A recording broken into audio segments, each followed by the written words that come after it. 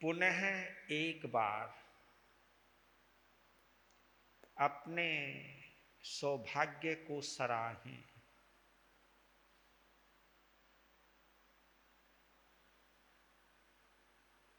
अपनी पुण्यवाणी की अनुमोदना करें।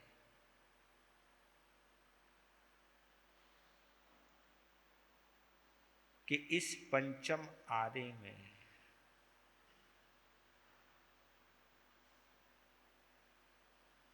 हमें शासन नायक, शासनपति, चरम तीर्थंकर, परम गुरु,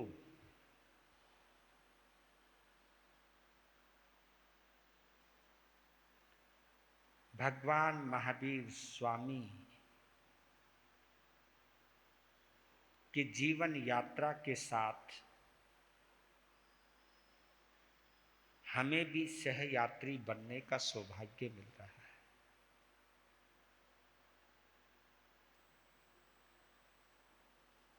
छब्बीसों वर्ष पुराने अतीत के साथ हमारी तुम्हारी आत्मा का भी उस परम पिता के साथ कोई ना कोई संबंध तो है, कोई ना कोई संयोग तो है। जिस संयोग के आधार पर बेशक इस वक्त परमात्मा महावीर सशरीर उपस्थित नहीं है, लेकिन वे आज भी हमारी भावनाओं के आधार हैं, हमारे जीवन सुधार के सूत्रधार है।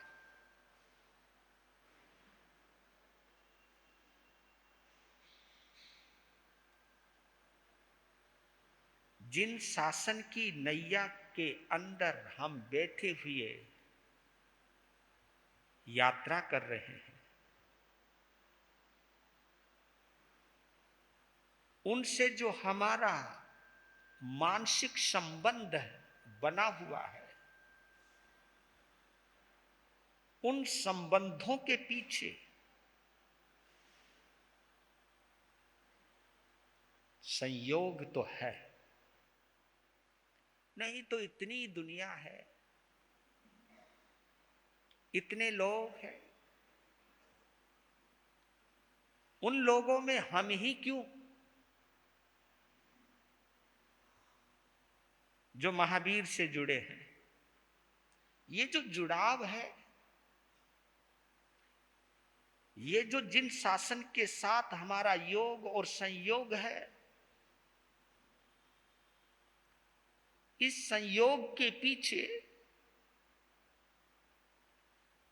कोई ना कोई कारण तो है। कारण चाहे कोई भी हो, लेकिन हम इस बात पर संतुष्ट हैं कि जिनेंद्र देव भगवान महावीर से हमारा कोई ना कोई नाता है, कोई ना कोई रिश्ता है। ये रिश्ता ही पर्याप्त है, ये रिश्ता ही हमें उस पार ले जाने में समर्थ है। ये रिश्ता ही हमारे अंदर सम्यक्त्व की बहार और बयार लाने का सामर्थ्य रखता है। जब आप इन भावों से जुड़ते हो ना,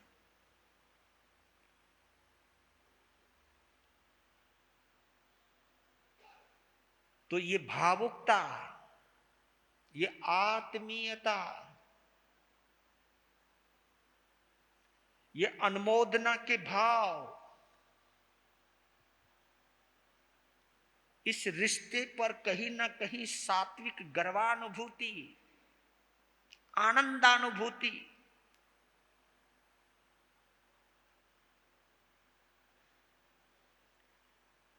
ये भावुकता हमारी भव्यता को निर्धारित कर सकती है, हमारी भव्यता को निश्चित कर सकती है। हम सभी भव्य हैं क्योंकि हम भव्य आत्मा से जुड़े हुए हैं। सिद्ध शिला में विराजमान परमात्मा से आज भी इस धरती पर रहते हुए जुड़े हुए हैं। ये गहराई से जितनी भी आप भावना भाते चले जाओगे तो आप उतने ही आत्मा के माध्यम से अपने परमात्मा से जुड़ते चले जाओगे। ये जुड़ाव ही हमारे उस पार जाने का कारण बन सकता है। प्रभु महावीर का जन्म जिन परिस्थितियों में हुआ,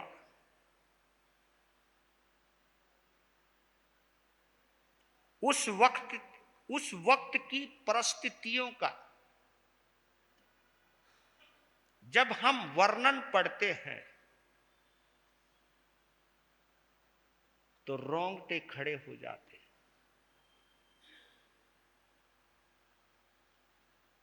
बिल्कुल विपरीत परिस्थितियां थी।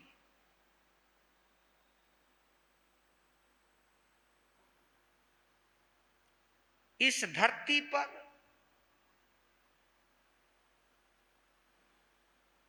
जात पात का, ऊंच नीच का, छुआछूत का, भेदभाव का बड़ा ही विषैला वातावरण था। यहां तक कि धर्म के नाम पर पशुओं की बलि दी जाती थी। यज्ञ हवन की अग्नि कुंड में पशुओं को फेंका जाता था।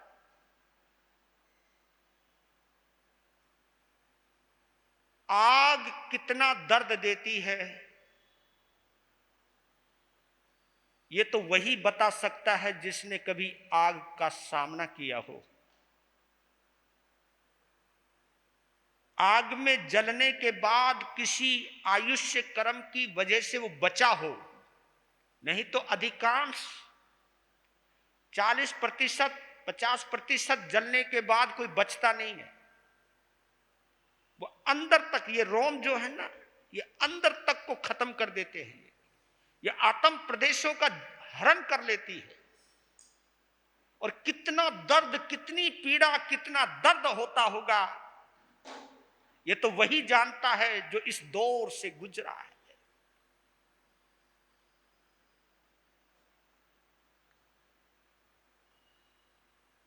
धर्म के नाम पर जब यज्ञ कुंड में आहुति के स्थान पर पशुओं को डाला जाता था, ऊपर से मंत्र पढ़े जाते थे। पता नहीं वो मंत्र किस चीज के होते होंगे। और यहां तक कि पशु बलि ही नहीं, नर बलि भी दी जाती थी। आदमियों को भी जिंदा जला दिया जाता था या काट दिया जाता था। उनके रक्त से कहीं कहीं मूर्तियों का पूजन किया जाता था। आप ये सोचिए कि कितना दर्दनाक माहौल रहा हो। और छोटे लोगों को और नारी जाति को धर्म के कार्य करने की कोई इजाजत नहीं थी। ऐसी परिस्थितियों के अंदर महावीर का जन्म होने जा रहा है। क्योंकि जब मानवता त्राही माम, मुझे बचाओ, मुझे बचाओ, जब मानवता पुकारने लगती है, दर्द जब पुकारने लगता है, तो कोई ना कोई हमदर्द बनकर इस धरती पर अवश्य आता है।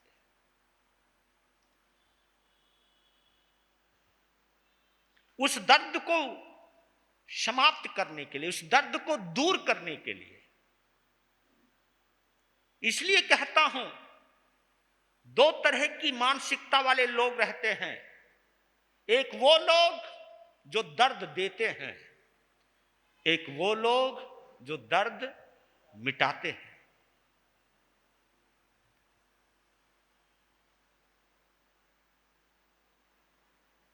दर्द देने वालों को मानवता का दुश्मन कहा जाता है और दर्द मिटाने वालों को मानवता का देवदूत कहा जाता है, परमात्मा का रूप कहा जाता है।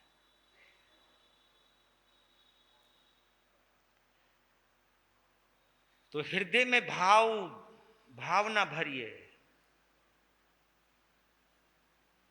आज जिनका शासन चल रहा है, अहिंसा का महापथिक, मैत्री का मसीहिया, करुणा का अवतार, करुणा मूर्ति,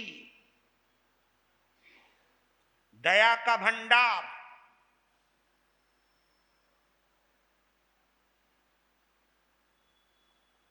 मेरा जन्म मानव जाति का दर्द मिटाने की वजह बन जाए,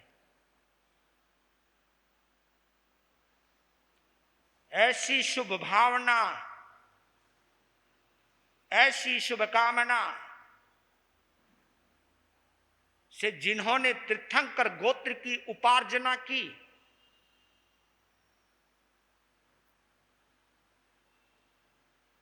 वो भव्य और दिव्य तारन तिरन जहाज माता त्रिशला के उदर में बढ़ रहा है और समय पूर्ण होने वाला है। चलते चलते चैत्र शुक्ला त्रयोदशी का दिन आ गया।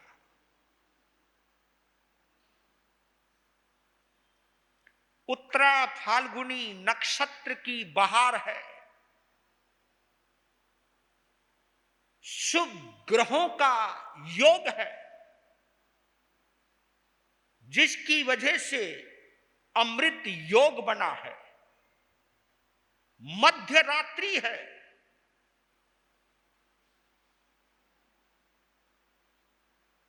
अंधकार में भी प्रकाश का अवतार लेकर के आने का भाव जिनके अंदर है,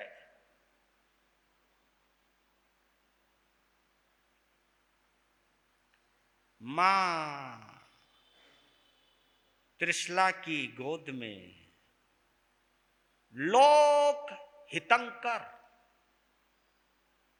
चरम तीर्थंकर प्रभु महावीर का जन्म होने की प्रक्रिया प्रारंभ हो गई है।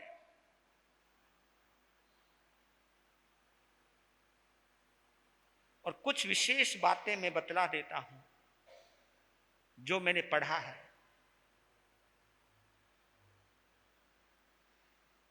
कि तीर्थंकर की माता को प्रसव वेदना नहीं होती,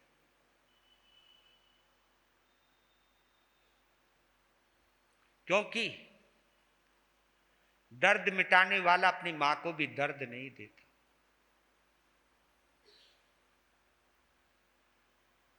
ये एक विशेषता, क्योंकि वो सामान्य नहीं है, वो सर्वसाधारण नहीं है।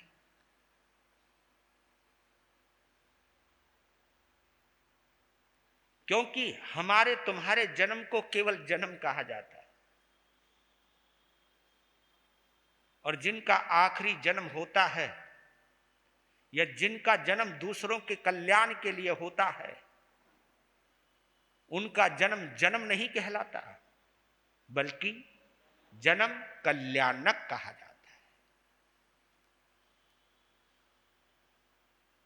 जन्म कल्याण। क्योंकि उनका जन्म कल्याण का हेतु है, कल्याण का कारण है।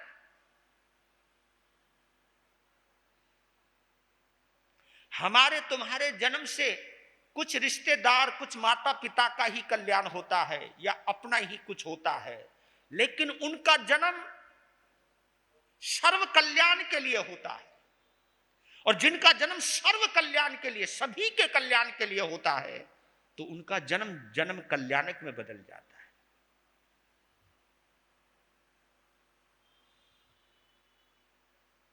तो भगवान महावीर का जन्म होने लगा है, और जैसे ही उनका जन्म हुआ, तीनों लोक में जो वातावरण बना है, शांति का, सुकून का, आनंद का, तीनों लोकों में,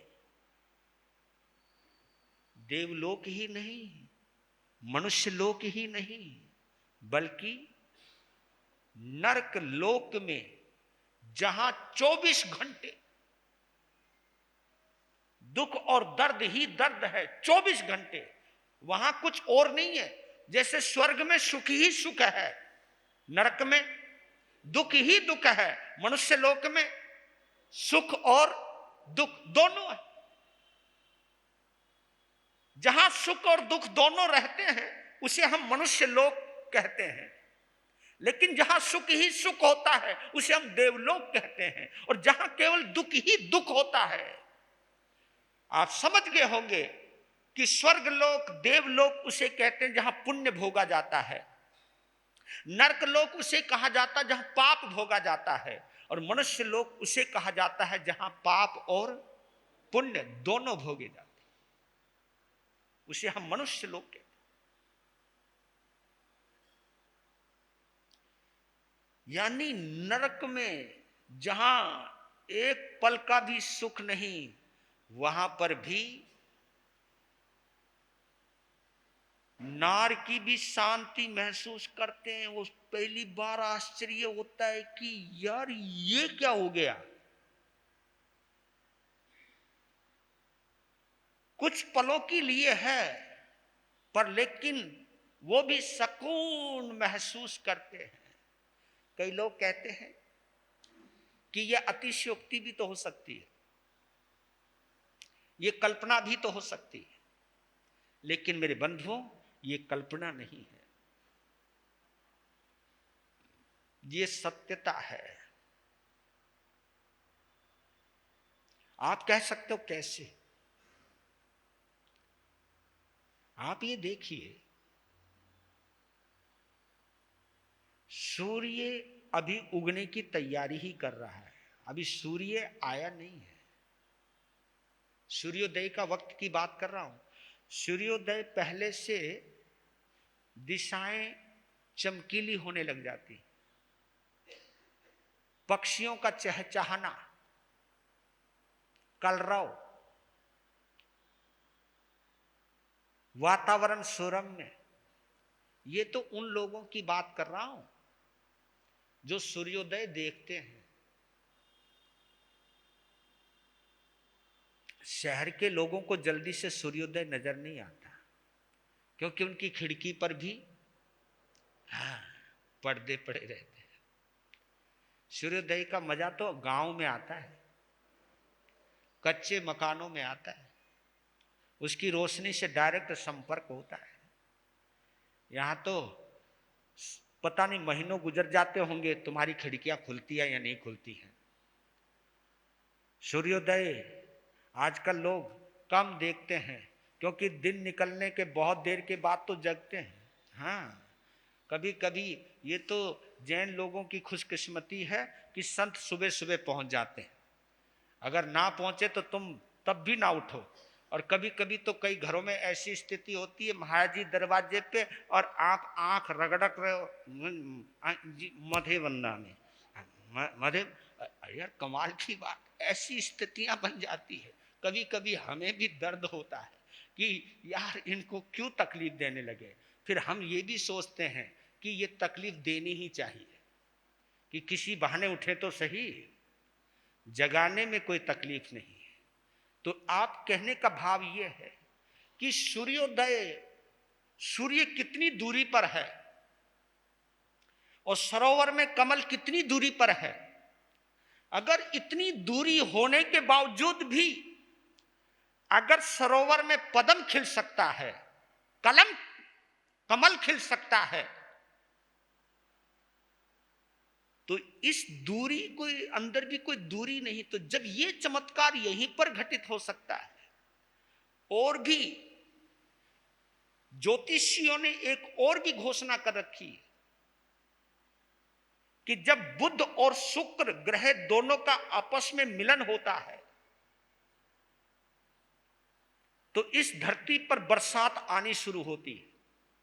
यानी आपस में दो ग्रह मिले हैं, बुध और शुक्र का योग हुआ है, तो उन दोनों के ग्रह की संयुति, उनका जुड़ाव, उनका मिलना वर्षा ऋतु के लाने का कारण बन जाता है। मंगल और शुक्र का जब योग होता है तो गर्मी का वातावरण बन जाता है। तो जब इन ग्रहों के आपस के मिलन से प्रकृति के अंदर जब इतना प्रभाव पड़ सकता है, ये तो वो छोटे मोटे ग्रह हैं, जब इन ग्रहों का यह प्रभाव हो सकता है तो महापुरुष के जन्म का प्रभाव क्यों नहीं हो सकता? हो सकता है। ये प्रकृति बतला रही है कि जब आप ये देखिए, जब पूर्णिमा होती है, पूर्णिमा, तो समुद्र का लेवल ऊपर आ जाता है, सागर का जल स्तर ऊपर आ जाता है। जैसे चंद्रमा पूर्ण होता है तो जल स्तर भी ऊपर की तरफ आ जाता है, उस लहरें उठने लगती है। क्यों? क्योंकि संबंध है, जल का चंद्रमा के साथ योग है, संयोग है। तो चंद्रमा बढ़ता है तो पानी भी बढ़ना शुरू हो जाता है, उसका ज्वार ऊपर उठने लग जाता है। जब चंद्रमा कितनी दूर है, पानी कितनी दूर है, जब दोनों का इतना बड़ा संयोग है तो ये संयोग क्यों नहीं हो सकता है? हो सकता है। ये प्रकृति ने, क्योंकि हम इसकी डेप्थ में, इसकी गहराई में जाते ही नहीं है, नहीं तो बहुत कुछ होता है, बहुत कुछ होता है। आपका उदास होते हो लेकिन किसी संत के पास जाते ही, उसके आभा मंडल में आते ही आप अपना दुख भी भूल जाते हो, आपको इतना सुकून मिल जाता, उसी परिवेश में आते ही इतना चमत्कार हो जाता है। तो ये क्यों नहीं हो सकता? हो सकता है। आप ये देखिए, कुछ पत्थर ही तो हैं जिनको हम रत्न कहते हैं। राशियों के जैसे 12 रत्न हैं, 12 राशियां हैं, 9 रत्न हैं, 12 राशियां हैं, और उन रत्नों की कहीं ना कहीं आपकी राशि से प्रभाव डालता रहता है। किसी रत्न को धारण करने से कुछ ना कुछ समस्याओं का समाधान हो जाता है। अगर उनका प्रभाव पत्थर होते हुए भी अगर उनका प्रभाव हो सकता है तो क्यों नहीं हो सकता है? इसलिए कहता हूं कि जब प्रभु महावीर का जन्म हुआ, अद्भुत, दर्द नहीं होता, अशुद्धि नहीं होती। ये क्योंकि वो अद्भुत बालक है, वो तारनहार है, वो तीर्थंकर है, कोई सामान्य नहीं है। तो जब विशेष पुरुष पैदा होते हैं तो कुछ विशेषताएं पूरी प्रकृति के अंदर अपना प्रभाव छोड़ती हैं। तो इसलिए हम हृदय से नमन करें, एक बार जयकारा लगाएं, बोलिए शासनपति भगवान महावीर। और मैं ये कहना चाहता हूं कि जब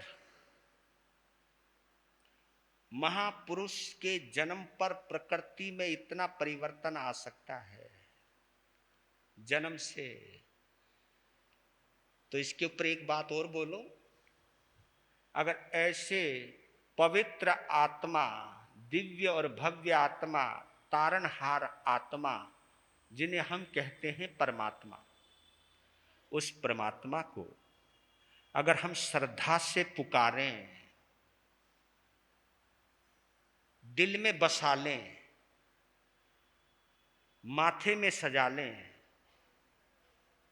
और उसका होकर के अगर हम उनके गीत गाते हैं, आहा, तो परम आनंद की अनुभूति क्यों नहीं हो सकती? होती है। इन प्रार्थनाओं को गाने का या महामंत्र नवकार की साधना करने का कारण है भैया। वजह क्या है? क्योंकि पंच प्रमेष्टि परमात्मा पवित्रता की परम निशानियां हैं और इनकी साधना करने से हमारे अंदर पवित्रता आती है और पवित्रता के साथ जब आपका संबंध जुड़ता है तो आनंद ही आनंद आता है, एक सुकून मिलता है। ये आप लोग वही लोग महसूस करते हैं जो परमात्मा को दिल से पुकारते हैं, दिल से जपते हैं, दिल लगा करके उनका जाप करते हैं, दिल से संबंध जोड़ते हैं।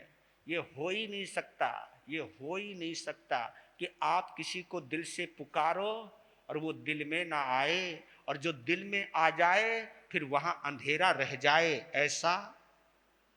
क्योंकि अंधेरी कोठरी में दीपक जल जाए और अंधेरा रह जाए, ऐसा कभी हो नहीं सकता। क्योंकि दीपक का प्रकाश और अंधकार कभी एक साथ नहीं रहते हैं, नहीं रहते हैं। तो एक गीत आपने, वो प्रार्थना कभी आप लोगों ने भी गाई हो तो गा लेते हैं, हम भी खुशियां मना लेते हैं। जो आनंद मंगल चाहो रे मनाओ महावीर, जो आनंद मंगल, प्यार से बोलो, जो आनंद मंगल चाहो रे मनाओ महावीर, जो आनंद मंगल चाहो रे मनाओ।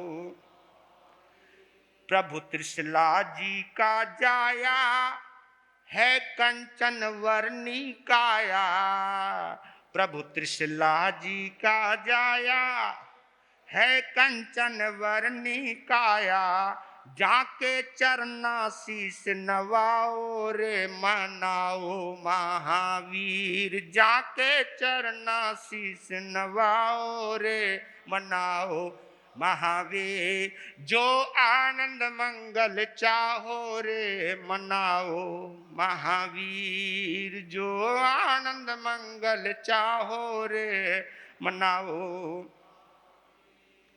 प्रभु अनंत ज्ञान गुणधारी, जारी सूरत मोहन गारी, प्रभु अनंत ज्ञान गुणधारी, जारी सूरत मोहन गारी, जाका दर्शन कर सुख पाओ रे मनाओ महावीर, जाके दर्शन कर सुख पाओ रे मनाओ महावीर। जो आनंद मंगल चाहो रे मनाओ महावीर, जो आनंद मंगल चाहो रे मनाओ। महावीर से जुड़ने वाला व्यक्ति कभी उदास हो ही नहीं सकता है, और जो उदास रहता है या उदास होता है, इसका मतलब क्या है कि वो महावीर से जुड़ा नहीं है। जो आनंद मंगल चाहो रे मनाओ महावीर, जो आनंद मंगल चाहो रे मनाओ। प्रभु जी की मीठी वाणी है अनंत सुखों की खानी, प्रभु जी की मीठी वाणी है अनंत सुखों की खानी, थे धार धार तिर जाओ रे मनाओ महावीर, थे धार धार तिर जाओ रे मनाओ महावीर। जो आनंद मंगल चाहो रे मनाओ महावीर, जो आनंद मंगल चाहो रे मनाओ महावीर। जाका शिष्य बड़ा है नामी, जाका शिष्य बड़ा है नामी, सदा सेवो गौतम स्वामी, जाका शिष्य बड़ा है नामी, सदा सेवो गौतम स्वामी। जो रिद्धि सिद्धि थे चाहो रे मनाओ महावीर, जो रिद्धि सिद्धि थे चाहो रे मनाओ महावीर, जो आनंद मंगल चाहो रे मनाओ महावीर। बोलिए शासनपति भगवान महावीर स्वामी। ये बात पक्की है मेरे बंधुओं, मेरे भाइयों, मेरी बहनों, कि महावीर से कनेक्शन अगर जुड़ गया तो जीवन बदल ही जाएगा। महावीर से कनेक्शन अगर जुड़ गया तो जीवन सुधर ही जाएगा, गारंटी है इस बात की। महावीर जिसके जेहन में रहता है, उसके जेहन में ना नफरत रहती है, ना भेदभाव रहता है, उसके अंदर तो अमृत का सागर लहराता है, आनंद ही आनंद बरसता है। विपरीत परिस्थितियों में भी आनंद देने की ताकत अगर किसी में है तो वो महावीर के नाम में है। इसलिए कहते हैं कि क्योंकि कवि भावुक होता है और भावुकता भाव से आती है, भावुकता भाव से आती है। और ये भावुकता जिसके अंदर होती है वो भव्य जीव होता है। किसी के दर्द को देखकर तुम्हें अगर दर्द होने लग जाए तो समझ लो तुम तारनहार हो, सीधी बात। महावीर ने कोई बहुत बड़ी परिभाषाएं नहीं करी है। महावीर ने तो इतना कहा कि किसी के दर्द में तुम्हें भी दर्द होने लग जाए तो समझो तुम भी तिर गए। दूसरे के आंसू देख करके तुम्हारी आंखों में आंसू आ जाए तो समझो तुम दर्दमंद हो गए, तुम हमदर्द बन गए। और जब तुम किसी के हमदर्द बनते हो, क्योंकि महावीर का जन्म हमदर्द बनने के लिए हुआ है। महावीर का जन्म एक ही संकल्प के लिए हुआ है कि जगत में जितने भी दुखित प्राणी हैं, जो अपने कर्मों की मार से पीड़ित हैं, जो कषायों से दूषित प्रदूषित हैं, जो राग द्वेष की आग में जल रहे हैं, उनके ऊपर मैं मैत्री की बरसात करूंगा।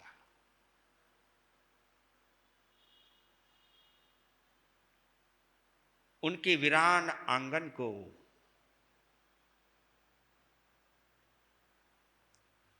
खुशियों से लहराऊंगा। संसार अटवी में भटक चुके लोगों को रास्ता दिखाऊंगा। जो भव सागर में डूब रहे हैं, उनकी बहियां पकड़ पकड़ कर जिन शासन की नाव में बैठाऊंगा। कितना शुभ संकल्प है। ऐसा शुभ संकल्प हमारे और तुम्हारे अंदर भी आए। कितनी अद्भुत बात है।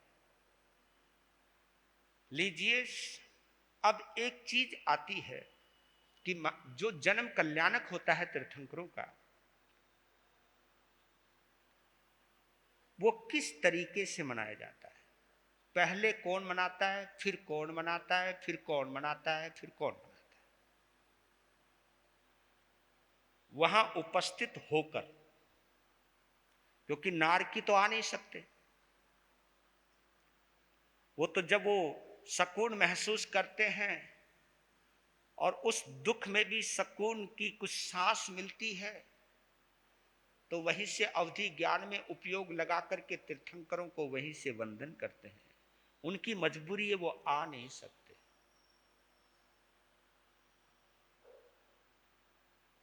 तो कौन कौन जन्मदिन मनाता है? सबसे पहले आपको मालूम है सबसे पहले जन्मदिन कौन मनाता है? सबसे पहले जन्मदिन 56 दिक् कुमारियां मनाती हैं।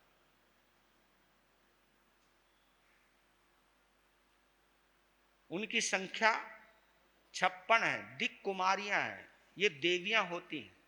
देवियां नहीं बोलते, इनको कुमारी बोलते हैं। ये किसी देवता के अधीन नहीं रहती, ये कामुक नहीं होती, ये पवित्र होती हैं। इनका कोई संबंध नहीं होता किसी देवता के साथ, ये पवित्र मानी जाती है।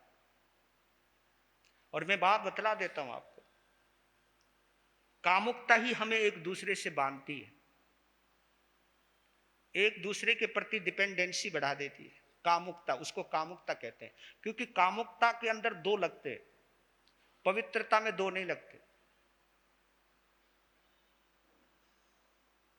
इसलिए शील कहो या ब्रह्मचर्य की साधना इसलिए उत्तम मानी गई है कि वहां दो नहीं लगते। अगर दो लगते भी हैं तो आत्मा और परमात्मा ये दो लगते हैं और कुछ नहीं लगता। कामुकता में दो शरीर चाहिए होते हैं, इच्छा पूर्ति में दो शरीर चाहिए होते हैं, प्रेम की पवित्रता में दो शरीर होते भी एक हो जाते हैं, क्योंकि आत्मा, वहां शरीर की आवश्यकता नहीं रहती। और जहां आवश्यकता रहती है वहां वजह जरूर रहती है, और जहां वजह रहती है वो वजह अगर दूर हो जाए तो रिश्ता कमजोर पड़ जाता है। और जो बेवजह रिश्ता होता है वो रिश्ता कभी कमजोर नहीं पड़ता। उसको कहते हैं निस्वार्थ रिश्ता। जो निस्वार्थ प्रेम में मजा है, आनंद है। और तो दिक् कुमारियां जो होती है वो पवित्र होती हैं, वो किसी देवता के अधीन नहीं होती, क्योंकि ना उन्हें देवताओं की जरूरत पड़ती है, ना वो देवताओं के चंगुल में आती है। वो बिल्कुल पवित्र होती है, 56 दिक् कुमारियां। क्योंकि ऐसे पवित्र आत्मा का जन्म कल्याणक मनाने का पहला अगर सही, इंद्र से पहले जो देवताओं का मालिक है, उससे भी पहले अगर किसी को जन्मदिन मनाने का मौका मिला है तो किनको मिला? 56 दिक् कुमारियों को। किस वजह से मिला?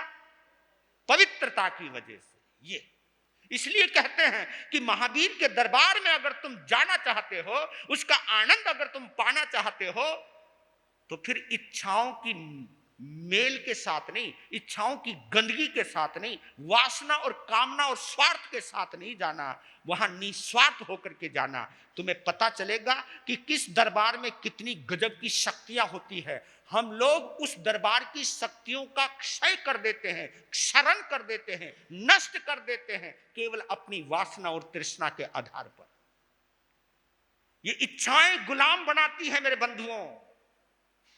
इच्छाओं में बंधा हुआ इंसान गुलाम ही होता है, और जो इच्छाओं से मुक्त हो जाता है वही मुक्ति को प्राप्त होता है।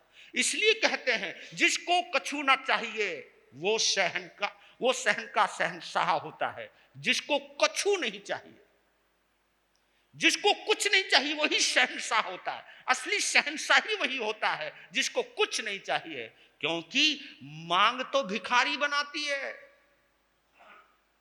मांगोगे तो भिखारी ही बनोगे।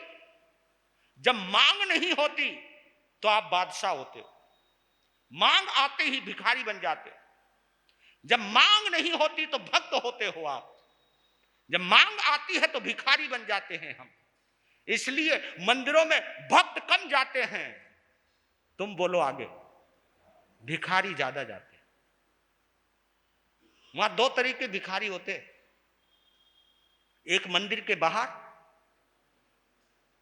और एक मंदिर के वो अंदर भी जो है ना, वो भी भिखारी है। भगत तो है ही नहीं, क्योंकि भगत तो केवल भगवान मांगता है। भगत तो केवल भगवान को ही मांगता है और कुछ मांगता ही नहीं। जो भगवान के अलावा मांगे वो भिखारी, और जो केवल भगवान को मांगे वो भक्त। जो भगवान को ही चाहे वो भक्त होता है, क्योंकि फिर उसके भगवान के अलावा उसे कुछ नहीं चाहिए। जो भगवान को मांगे वो भक्त होता है, और जो भगवान से मांगे, देखो कितना फर्क आ गया। जो भगवान को मांगे वो भक्त, और जो भगवान से मांगे वो भिखारी। अब लगाओ हिसाब किताब। हम तो समायक से भी मांग लेते हैं, अपन तो नौकार मंत्र से भी मांग लेते हैं। हाँ, और ये ऐसे महाराज जी भी कहते हैं, कोई आवे ना कि गुरु महाराज जी काम करना चाले, नौकार मंत्र की माला फेर ले। भाई काम का नौकार मंत्र का क्या लेना देना? महामंत्र नौकार की साधना इच्छाओं के निवारण के लिए होनी चाहिए, ना कि इच्छाओं की पूर्णता के लिए होना, क्योंकि इच्छा कभी पूरी होती ही नहीं है। तो महामंत्र नौकार की भी ताकत नहीं है जो तुम्हारी इच्छाओं को पूरा कर सके, क्योंकि इच्छाएं तो भगवान भी पूरा नहीं कर सकता, इच्छाएं कभी पूरी नहीं होती। इसलिए इच्छाओं के झांसे में मत आना। यह है खासियत, विशेषता कि तीर्थंकरों का जन्मदिन पहले 56 दिक् कुमारियां मनाती हैं। वो आती हैं, जन्म देने वाली तीर्थंकर की मां को और बच्चे सहित वो लेकर के जाती हैं और एक अपनी विकुरुणा के द्वारा, वेक्रिय विकुरुणा के द्वारा एक उद्यान का निर्माण करती हैं। तरह तरह के पुष्प खिलते हैं, सुगंधित वातावरण होता है, वहीं पर पालना डाला जाता है, झूला डाला जाता है।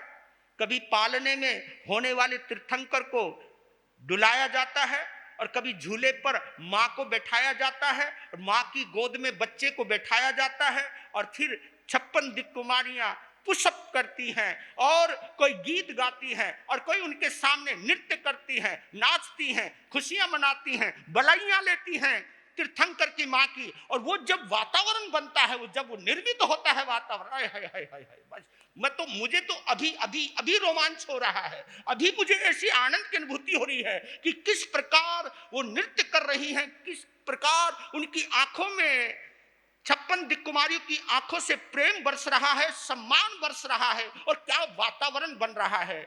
ये सब अपना व्यवहार संपन्न करके जय जयकार करते हुए, और जो भी थोड़ा बहुत प्रसूति का कार्यक्रम होता है वो भी 56 दिक् कुमारियां ही संपन्न करती हैं। पता भी नहीं चलता है मां को कि मैंने किसी बच्चे को जन्म दिया है, क्योंकि वो है ही, क्योंकि जो दर्द मिटाने आता है वो दर्द किसी को देता नहीं है, बस सीधी बात। और जो हमारे बच्चे पैदा होने में दर्द देते हैं ना, तो पक्की बात है जिस बच्चे ने जन्म देते वक्त दर्द दिया है वो क्या बोलो, वो कभी भी दर्द दे सकता है। कहने का मतलब ये है वो दर्द दे सकता है, तीर्थंकर किसी को दर्द नहीं देता है। तो 56 दिक् कुमारियां उसके बाद अपनी लीला को समेटती हैं और उनको लेकर के आती हैं, उनको कक्ष में लेटाती हैं और नमस्कार करती हैं और पूरा वातावरण सुगंधित होता है और जय जयकार करती करती करती करती 56 दिक् कुमारियां आसमान में उड़ जाती। तुम्हें नजर आया? देखो, प्रेम की दृष्टि से देखोगे, भक्ति की दृष्टि से देखोगे, तुम्हें सब कुछ नजर आएगा, सब कुछ नजर आएगा। और उसके बाद 56 दिक् कुमारियों के जाने के बाद इंद्र का सिंहासन हिलता है। जब इंद्र का सिंहासन यूं हिलने लगता है, और कैसे हिलता है मालूम है? जब भूकंप आता है ना तब, क्योंकि एग्जाम्पल मुझे ऐसे देने नहीं चाहिए पर देने पड़ते हैं। हाँ, जब भूकंप आता है तो आदमी भी, ये पंखे भी, यार सब कुछ हिलने लग जाता है, दरवाजे भी हिलने लग जाते हैं। तो सिंहासन जब हिलता है, कुछ हुआ,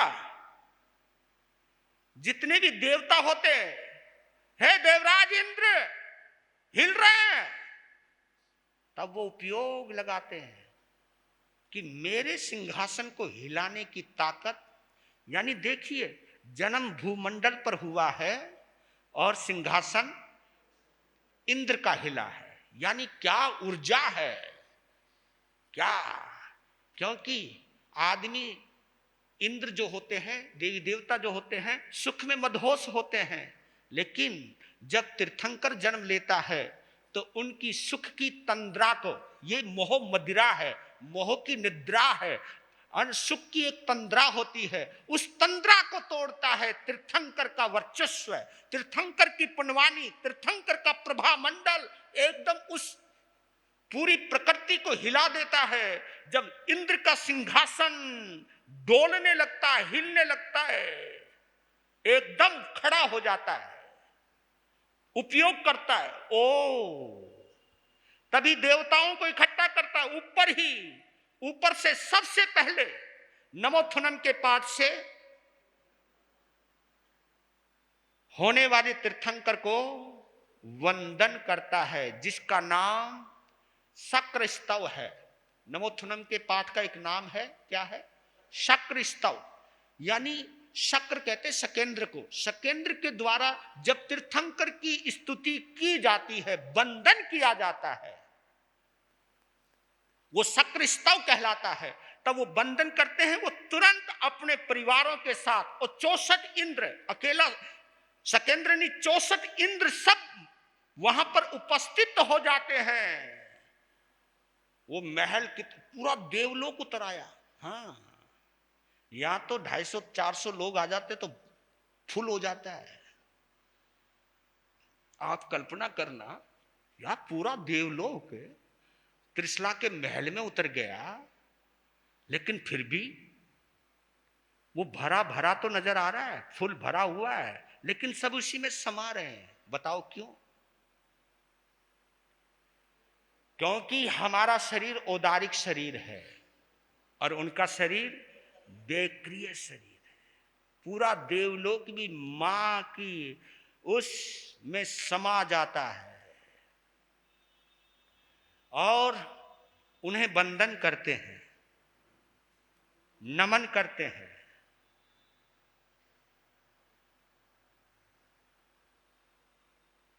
नमन करने के बाद इंद्र अपने शक्ति के द्वारा दास दासियों को, यहां तक कि तीर्थंकर की माता को सुख की निद्रा में सुला देते। फिर इंद्र बालक को उठाता है और इंद्राणी को देता है। जब इंद्राणी, आप ये देखिए, मतलब कितना उनका पुण्य है, कितना पुण्य है उस इंद्राणी का, कि तीर्थंकर को अपने हाथों में उठा के रखती है और सब जितने इंद्र हैं, देव हैं, उन्हें नमन करते हैं। और उस वक्त इंद्राणी को इंद्राणी होने का गर्व होता है कि आज मैंने इस बालक को अपनी कोख से जन्म तो नहीं दिया, लेकिन इस तारम तिरन जहाज को, चरम तीर्थंकर को अपनी अंजलि में उठाने का मुझे सौभाग्य मिला है। उस वक्त इंद्र कहता है, इंद्राणी जरा रुक।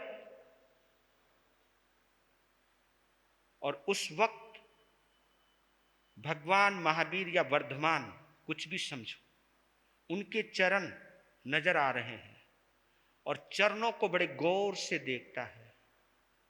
तो उनके चरणों में जो चिन्ह नजर आता है, तो भगवान महावीर के चरणों में सिंह का यानी शेर का चिन्ह नजर आया। उस चिन्ह को अपने माथे पर लगाया और माथे पर लगाने के बाद उस चिन्ह को, जो कुंडलपुर राज्य की ध्वजा है, उस ध्वजा में उस चिन्ह को अंकित करता है। उसको अंकित करने के बाद फिर पूरा इंद्र इंद्राणी का परिवार, 64 इंद्र इंद्राणियों का परिवार, देव परिवार, भगवान को लेकर के, बाल प्रभु को लेकर के सुमेरु पर्वत पर जाता है। सुमेरु पर्वत पर जब पहुंचते हैं, उस वक्त 4 श्वेत वृषभ, सफेद बैल का एक रूप धारण किया जाता है। पांडु शिला पर, जो दक्षिण दिशा में, चारों दिशाओं में 4 शिलाएं हैं और वो शाश्वत शिलाएं हैं। और शकेंद्र जो है वो पांडु शिला के ऊपर आसन जमाता है और इंद्राणी को इशारा करता है कि भगवान को मुझे दीजिए। और भगवान को गोद में लेकर के इंद्र बैठता है। और उस वक्त जो 4 वृषभ हैं, 4 बैल हैं, 4 बैल के सींग कितने हुए? 8 सींग। और उस वक्त उन 8 सिंगों पर वो सब, ये देव विकुरना हो रही है, ये देवों की ही माया चल रही है। वहां पर कलश भी आ गए हैं और भी आ गए हैं, पवित्र जल आ गया है, क्षीर सागर का नीर आ गया है। 1008 कलश हैं और 1008 कलश, तांबे के अलग, सोने के अलग, चांदी के अलग, रत्नों के अलग, अष्ट धातुओं के अलग, 1000 इतने इतने कलश भरे हुए हैं। और उन पानी का इस तरह नियोजन किया जाता है कि उन बेलों के सींग में से पानी निकलता है, यानी जैसे फुआरा होता है, फुआरा निकलते हैं और उन फुआरों के बीच में स्नान करवाया जा रहा है, भगवान महावीर का। उससे पहले की प्रक्रिया में बता चुका था कि इतना पानी जब देखा था तो इंद्र को शंका हो गई थी कि ये छोटा सा बालक है, कहीं पानी में बह ना जाए, उसका निवारण कर दिया था। ये प्रक्रिया बाद में शुरू हुई है, उनके जलाभिषेक, इसको जलाभिषेक कहते हैं, जलाभिषेक की प्रक्रिया बाद में चालू हुई जब उन्होंने माफी मांग ली। जब उसके बाद स्नान कराने के बाद इंद्राणी अपनी गोद में लेकर के बैठी है बाल प्रभु को, और देवदुष्य वस्त्र से उनके शरीर को पोंछा जा रहा है, लेकिन एक बूंद भगवान महावीर के गाल पर नजर आ रही है, और वो देवदुष्य वस्त्र से पूछ रही है इंद्राणी। जैसे पूछती है तो पूछ जाती है, और जैसे ही वो कपड़ा हटता तो फिर वो बूंद वही नजर आती है। बूंद वो जब नजर आने लगती है तो वो सोचती है बूंद मिटती क्यों नहीं, ये हटती क्यों नहीं। तब भूल का सुधार होता है। इंद्र कहता है, बोली ये बूंद नहीं है, ये तेरी नथनी में जो मोती लगा हुआ है उसका अक्ष भगवान के गाल पर पड़ रहा है, और वो मोती बूंद की तरह चमक रहा है। तो आप ये देखिए कि भगवान के गाल कितने कोमल होंगे, है ना। कमल पत्र के ऊपर जब जल की बूंदें पड़ी रहती है तो वो बिल्कुल मोती की तरह चमकते हैं, बूंद की तरह चमकते हैं। तो वो नथनी इंद्राणी की गाल पर चमक रही है। ओ, यानी अपनी गलती का एहसास हुआ, भगवान को नमन किया, उनके सौंदर्य को नमन किया। और इसी के साथ मैं आज पूर्ण कर रहा हूं आचार्य मानतुंग का वो 22वां श्लोक, अद्भुत श्लोक, याद है। स्त्रीणाम सतानि सतसो जनयन्ति पुत्रा नान्यासुतं त्वदुत्तमं जननी प्रसूता सर्वादिशो दधति भानि सहस्ररश्मिन् प्राचेव दिग्जनयति स्फुरदं सुजालम। जब भगवान को लेकर के आते हैं, मां की बगल में लेटाते हैं, और उस माता के चमकते हुए नूरानी चेहरे को देखते हैं, उसके नूर को देखते हैं, उनके रूप को देखते हैं, तो इंद्र इंद्राणी या देवी देवता एक दूसरे को देखते हुए क्या रूप है, हो भी क्यों ना हो, क्योंकि त्रिशला कोई सामान्य नारी नहीं है, अद्भुत नारी है। स्त्री नाम शतानि सतसो जनयन्ति पुत्रान्, सैकड़ों स्त्रियां सैकड़ों पुत्रों को जन्म देती हैं। पहली लाइन यही है, स्त्री नाम शतानि सतसो जनयन्ति पुत्रान्, सैकड़ों स्त्रियां सैकड़ों पुत्रों को जन्म देती है। नान्या सुतम तदुत्तमम जननी प्रसूता। लेकिन हे मां, जैसा पुत्र तूने पैदा किया है, ऐसा पुत्र पूरे भारतवर्ष में किसी भी मां ने पैदा नहीं किया। नान्या सुतम त्वदुत्तमम, त्वद उपमम, यानी तुम्हारी तरह, तुम्हारा जैसा बालक जननी प्रसूता, किसी मां ने पैदा ही नहीं किया। हाँ, सर्वादिशो दधति भानी सहस्र रश्मि, सभी दिशाएं, सभी ग्रह उपग्रहों को ग्रहण करती हैं, लेकिन प्राचेव दिग्जनयति स्फुरदन सुजालम।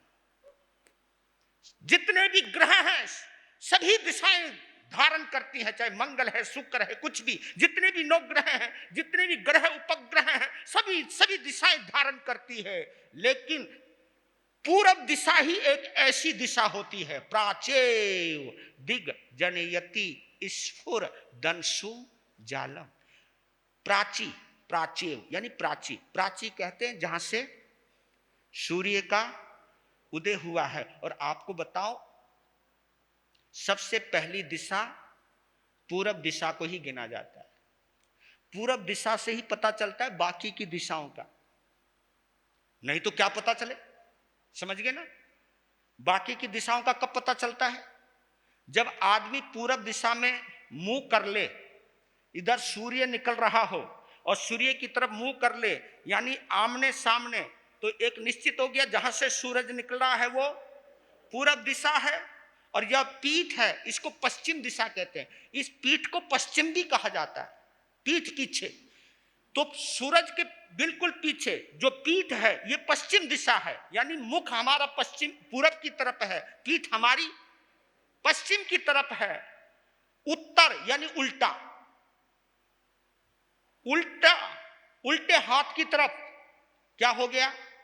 उत्तर। उल्टा और उत्तर आप समझ रहे हैं, आसानी रहेगा। उल्टा हाथ यानी उत्तर दिशा, दाहिना हाथ यानी दक्षिण दिशा।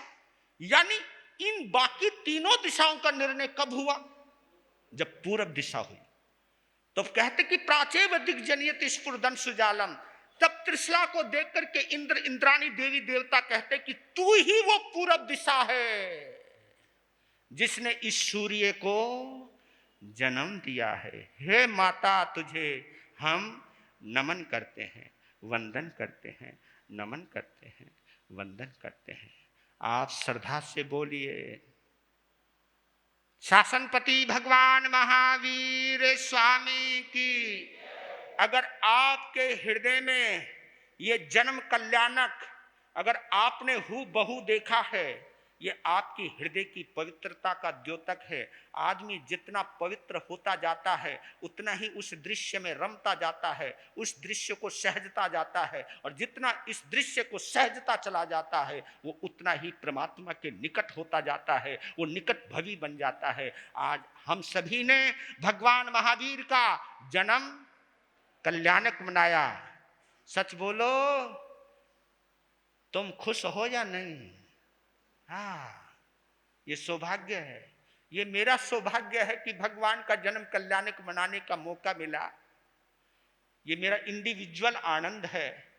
अगर आपने उतने ही आनंद में सुना है तो आप भी सौभाग्यशाली हो, धन्य हो। वीर नाम के हीरे मोते, गुरु नाम के हीरे मोते, मैं बिखराऊं गले गले, ले लो रे कोई राम का प्यारा, शोर मचाऊं।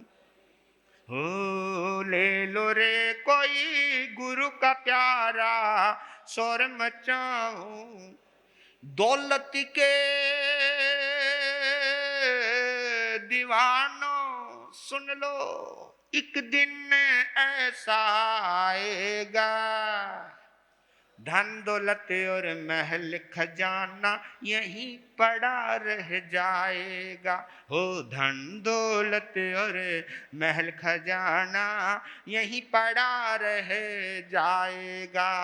सुंदर काया मिट्टी बनेगी, सुंदर काया मिट्टी बनेगी, चर्चा होगी गले गले, ले लो रे कोई राम का प्यार, शोर मचाऊं। हो ले लो रे कोई गुरु का प्यारा, शोर मचाऊं। जिसने ये सब मोती लूटे, वो तो माला माल हुए। दौलत के जो बने पुजारी, आखिर वो कंगाल हुए। हो दौलत के जो बने पुजारी, आखिर वो हुए। सोना चांदी वालों सुन लो, लोहे कपड़े वालों सुन लो, वीर नगर वालों सुन लो, अरे ओ दिल्ली वालों सुन लो। बात सुनाऊं खरे खरे, ले लो रे कोई राम का प्यारा, शोर मचाऊं गले गले। हो ले लो रे कोई गुरु का प्यारा, शोर मचाऊं गली गली। हो वीर नाम के हीरे मोती, गुरु नाम के हीरे मोती, प्रभु नाम के हीरे मोती मैं बिखराऊं गले गले।